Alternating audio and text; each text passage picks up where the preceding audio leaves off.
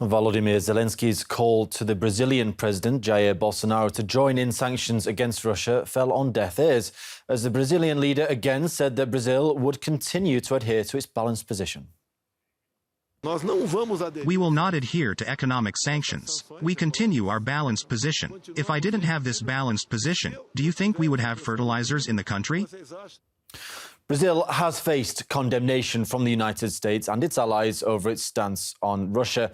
The country's president not only refused to impose sanctions, but also met with Vladimir Putin despite warnings from the White House. Now, Brazil faces serious economic challenges related to inflation and a decline in economic growth. Some reports suggest that over 30 million people face living in hunger as rising food prices weigh on the approval ratings of President Bolsonaro, who is seeking re-election in October. Agribusiness is a key sector of the economy, and the government is trying to establish trade agreements with Russia for the supply of fertilizers and the purchase of diesel. Let's cross live now to our guest, Daniel Shaw, Professor of Latin American and Caribbean Studies at the City University of New York. Daniel, welcome to the programme. Good evening, Peter. Good evening. Now, Brazilian President Bolsonaro said the country will not change its neutral position on Russian sanctions, and that's despite the telephone call from Volodymyr Zelensky. What do you think the rationale is for his position? Is it pure self-interest or something else? They've been using Zelensky as their international puppet. We know who the puppet master is, of course. And for it to fail in Brazil, such a significant economy, 1/3 of South America, and Bolsonaro, who's no friend of humanity or the Brazilian toiling masses, this is certainly dismaying the State Department. There's a big election, a pending election in October. Many Brazilians have blamed Bolsonaro for a worsening economy. The most oppressed sectors, the favelados, the historically marginalized Afro-Brazilian population. So definitely Bolsonaro is not thinking what the United States and the State Department needs right now. He's thinking about what Bolsonaro needs right now. So, of course, he has defended his position, like you say, by saying he's doing it for the benefit of the country's economy. Do you think that other countries will heed his example and focus more on their domestic problems now? There's no question. This is not 1991. This is not 2003. The century of American exceptionalism is over. We have Lavrov in Northern Africa. We have new deals struck every day with Iran and South America and China and South America. And some of us thought we'd be waiting for our grandchildren to see this moment, the true decline of U.S. hegemony, how long overdue, how many countries invaded, bombed, occupied, humiliated. This is what we're living through, this chapter of history.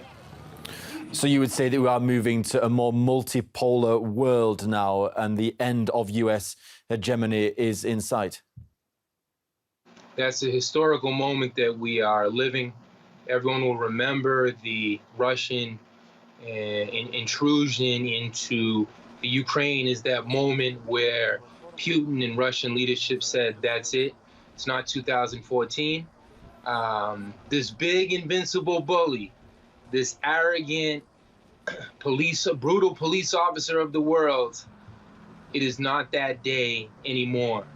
And for so much of Africa and the Middle East and Asia and South America and the Caribbean, all the humiliated, colonized peoples of the world, of course, they see Putin as a type of hero because it's David who's finally stood up to Goliath. Although, as the counterpoint to that, some do say that the existing world order, as it were, has been consolidated, with NATO being stronger than ever, more united than ever. Finland and Sweden, of course, talking about joining NATO. And you're seeing unity within the EU that we've not seen for many years. What would you say to that, Daniel? Very scary, Peter. It's a showdown, and it doesn't look like either camp is going to back down. U.S. imperialism has stopped at nothing since 1898, since 1893, all the significant dates of invasions and recolonizations. and they're not going to back down. They're going to continue to encroach upon Russia's sovereignty.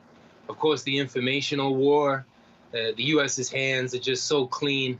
All they want is justice, and huge swaths of the American public, whether they watch Fox or CNN, are gobbling this up. So the communicational war is alive and well, with less and less access every day to critical media networks. Of course, that's happening on both sides of the conflict at the moment. Now, moving back to Latin America, Daniel, it's obviously historically been in the US sphere of interest, geopolitical interests.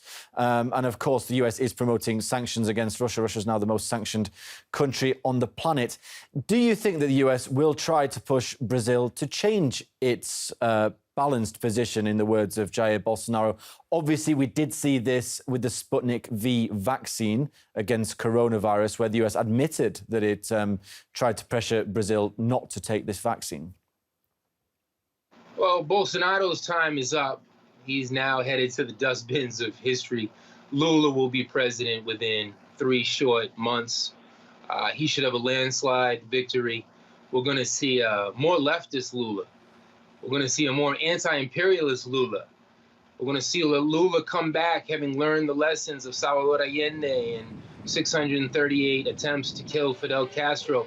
We're going to see a more sovereign Brazil, a more sovereign South America.